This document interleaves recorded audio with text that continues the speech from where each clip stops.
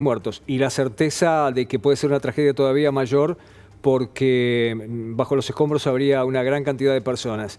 La especie todavía se ponía en duda porque era atribuida a fuentes cercanas a Hamas, pero ahora lo está dando también la CNN. Es decir, distintos medios internacionales se van encadenando con esta información que claramente complica mucho más toda esta situación que se vive en Medio Oriente y ahora es nada más, a unas poquitas horas de que llegue nada menos que a Israel el presidente de los Estados Unidos. Quiero saludar al doctor Alberto Ruscolequier para abordar precisamente esta dinámica que está teniendo lugar en Medio Oriente. Doctor, un saludo. Al Pepe, bien, un gusto estar contigo nuevamente. Bueno, efectivamente, como vos lo decís, que el día miércoles ya confirmó la Casa Blanca que el presidente Biden ya está llegando a Israel. Recordando a la gente que ya el portaavión Gerald Ford y el Eisenhower está en camino ya directamente también a las aguas del Mediterráneo. Precisamente en el día de hoy llegó el canciller de Alemania, Scholz, quien dio un discurso en la Knesset, que es el Parlamento de Israel, comprometido totalmente con los intereses de Israel, repudiando el atentado y la masacre terrorista que perpetró el grupo terrorista Hamas en Israel. Pero independientemente del enfrentamiento tremendo que hay entre el grupo terrorista e Israel, tenemos que hablar que hay un antes y un después en la economía energética global. Un antes y un después en la economía energética global. Pruebas al canto. Te quiero comentar que Israel es un gran productor de gas. Tiene varios yacimientos, entre ellos el Tamar, el Leviatán. Israel exporta, por ejemplo, gas natural a Egipto. Egipto lo transforma en gas licuado y lo exporta a Europa. Obviamente, se conoció la información que en el día de hoy, uno de esos yacimientos, el Tamar, un yacimiento muy importante, fue cerrado preventivamente por razones de seguridad. Esto implicaría que ya Egipto está recibiendo menos gas natural, no va a poder tener mayor cantidad de gas licuado para exportar a Europa. Esto va a tener un correlato a precios, inevitablemente.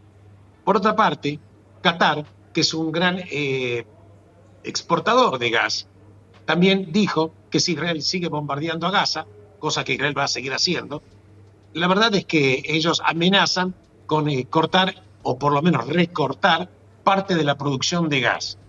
Por otra parte, recordemos que también a nivel de petróleo, por ejemplo, en el día de hoy, ya el Brent, que es una de las calidades que se producen y se exportan, está acariciando ya los $90.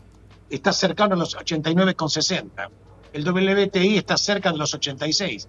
Entonces estamos viendo que va a haber una dinámica inevitable del tema energético, porque precisamente hay 5 países que hablamos de gas que son los mayores productores de gas.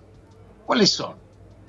El mayor productor de gas, inmensamente más grande, es Estados Unidos. Le sigue Rusia. Estados Unidos produce el 24% de la producción de gas mundial. Rusia produce el 17%. Irán produce el 7%, China el 5% y Qatar el 4%. ¿Qué quiere decir? Que 5 países producen prácticamente el 50%, casi el 60% de la producción mundial de gas. Ahora fíjate, hablo de Rusia. Rusia, con esta invasión que hizo con Ucrania, también está siendo observado por un tema totalmente de sanciones. Obviamente que le hablé contigo, ¿te acordás, Pepe, la semana pasada? Que el aumento eventualmente del costo de la energía a Rusia evidentemente lo va a beneficiar. Pero fíjate vos, también dentro de estos 5 países importantes está Irán. ¿Qué pasa con el precio de energía si aumenta? También lo favorece, porque Irán también está teniendo sanciones muy importantes.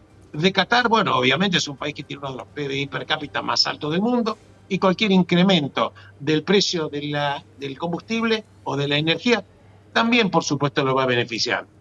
¿Qué quiere decir?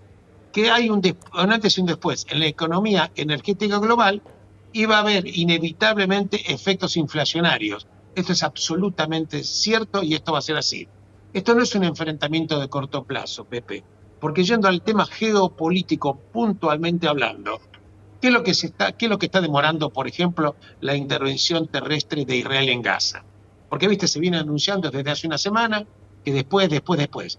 En principio, por supuesto, hubo alguna incursión de los comandos que encontraron algunos rehenes que se los encontraron muertos.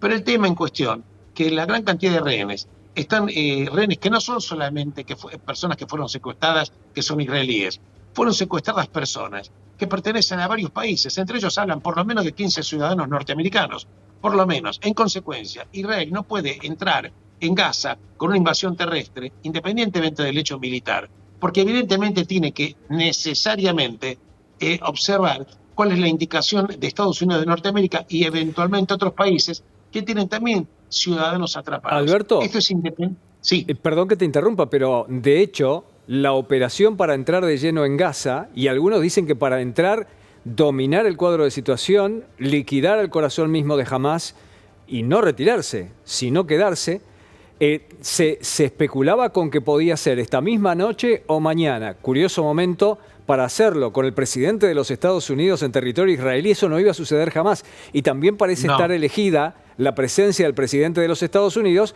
para forzar a que eso no suceda. No sé, Alberto, cómo lo ves, pero me da la sensación que va por ahí. Coincido con vos, Pepe. No veo en absoluto que exista una invasión terrestre a Gaza, esperando la presencia del presidente norteamericano. Que dicho incluso Joe Biden, y en eso con buen criterio coincido, a pesar que tiene un rumbo a veces contradictorio, de que no hay que anexionar Gaza. Eventualmente una operación militar se irá a descabezar la cúpula. Pero tengo que comentar que están habiendo ataques quirúrgicos y que aparentemente tengo informaciones sin confirmar que el hijo del número uno del Hamas, que vive en Qatar, fue muerto en bombardeos en Gaza. Lo que te quiero decir concretamente, que incluso se está evaluando, suponete que Israel entre en Gaza, descabeza y desarticula las capacidades operativas del grupo terrorista Hamas. El tema es que Israel no creo que pretenda quedarse y anexionarse Gaza, primero porque ya se retiró en el 2005. Israel sabe lo que es quedarse en ese territorio, que tiene todo para perder en diferentes planos. La pregunta es, ¿a quién se lo das para administrar? Entonces se está trabajando en este momento, por informaciones que tengo, entre Egipto, Estados Unidos e Israel, para tratar de encontrar algún tipo de consenso para que el Consejo de Cooperación de los Países del Golfo eventualmente también en algún momento se hagan cargo de esta situación. O eventualmente que descabezada la cúpula del Hamas en algún momento, que lo administre la autoridad palestina. Y en ese entendimiento hay que saber por qué el presidente Biden se va a reunir mañana no solamente con el presidente de Egipto, al-Sisi, sino que también se va a reunir con Mahmoud Abbas en Jordania. ¿Por qué? Eventualmente Gaza, la idea es que en algún momento retorne a las manos de la autoridad palestina, que lo tenía hasta el año 2005, autoridad que fue echada a sangre y fuego por el grupo terrorista Hamas. Estamos hablando de un lugar, 365 kilómetros cuadrados, 2.300.000 personas, que es un territorio inadministrable. La verdad es que Israel en ese plano le toca hacer la tarea sucia, pero es un tema absolutamente de interés internacional. Porque fíjate vos, se habla de un corredor humanitario. El corredor humanitario, Egipto dice que sí, pero no permite que ningún palestino llegue a estar radicado en Egipto. No permite a ningún palestino que esté en Egipto. Motivos tiene a través de la historia. En consecuencia, habrá que pensar, y ojalá esto es una idea mía, que primero que sería un error que Israel, si entra a Gaza, se quede. No creo que Israel esté pensando en quedarse en Gaza. Segundo, que este territorio tiene que ser administrado o por una coalición de países en algún momento, países del Golfo, países árabes, o eventualmente por la autoridad palestina. Si es que la autoridad palestina es el ente que legitima el poder político dentro de lo que es lo llamado Palestina. La verdad es que es un berenjenal que todavía no hay consenso. Yo personalmente creo que entrar en Gaza y quedarse en Gaza haría eventualmente acercar argumentos a lo que quiere Irán. Irán quiere absolutamente incendiar el Medio Oriente, abriendo el frente en el Líbano, haciendo que el Hezbollah empiece a atacar enormemente. Mientras vos y yo estamos hablando, te quiero comentar que hay ya se han disparado 7.000 misiles de Hamas sobre Israel. Y además de incendiar toda esa zona, y esto le traería agua al molino de Irán. ¿Qué aumento esto? Porque fíjate vos un poco que es el doble rasero en política internacional. El presidente norteamericano Biden hace pocos meses, 2 meses, hizo un acuerdo con Irán, le liberó $6.000 millones para rescatar a 5 periodistas y ciudadanos norteamericanos.